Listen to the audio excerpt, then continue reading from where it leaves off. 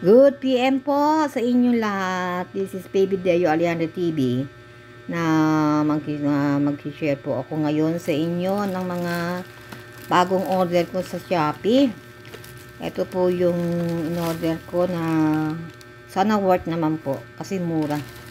Ito po, can opener. Ito po siya. Medyo mabigat po siya kumpara mo doon sa binili kong mga previous ko mga can opener no. Nakakadalawang can opener na ako kasi yung sandali lang siya, parang nagkakaroon na yung dito sa ano niya, yung pangrolyo niya dito sa ganito oh. Madaling nasisira. Yan oh, yung pangganyang ikot niya sa loob yan. Yan. Madali siyang tawag ito, ma-deform. Hindi na tumatalab. Ayan oh. Ang presyo niya, ang cost ng opera 89. Tapos, nung i-deliver, ang shipping fee niya, ang binayaran ko, 129. So, bali 40 pesos ang kanyang shipping fee. Ayan. Sana naman po, this time, maging matibay na siya. Para naman worth kahit konti, yung mura niyang 89 na to. Ayan po. Kasi, ang hirap kasi nung can opener na yung wala akong ganito. Kasi yung, di ba po, ang mga can goods ngayon yung di-clip, yung may open na gang tinutungkar.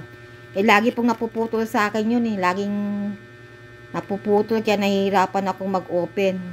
Kailangan sungkitin ko siya para ma-open, o kaya tumatalsik yung mga, kagaya ng sardinas na nakaraan, nung nag-open ako, nung pagbukas ko ng kanyang clip, tumalsik kasi, ang hirap naman kasi ano yung tanggalin yan. 89 pesos, try natin kung matibay siya.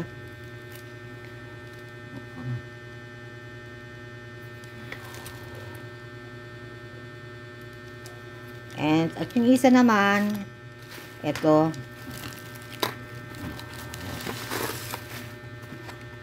Lemon squeezer stainless steel. Sabi stainless steel. Sana naman hindi siya kakalawangin kasi squeezer ng kalamansi. Ito naman, kaya ako nag-order nito. Yan, kaya ako nag-order kasi itong bunso ko, ang hilig mag-ihaw. Ngayon pa nag-iihaw. Ako yung tagapisa niya ng ng kalamansi. Next ko, nagkakanda puli-pulikat ako ng kakapipiga kasi halos 1 kilo yung kalamansing pinapipiga sa akin. Sus Mariosep. Kaya halos yung aking daliri nagkabikong-bikong na ba. Nagkakatabi-tabingiin na sa kapipiga. Ito, nag-order ako. Mura lang naman siya. Sabi po, pero mukhang hindi stainless. Mukhang kinakalawang to. Sana naman, wag pa na, ayan. Iipit mo siya doon. Yan, yan. Tapos, dito lalabas siguro yung kanyang juice. Ang presyo naman nito, 35. O, diba mura? 35 pesos.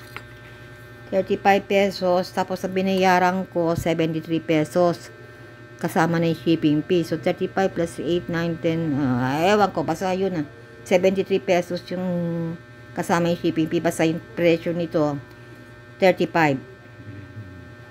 Kung 40 dapat 75. 38 lang ang kanyang shipping fee.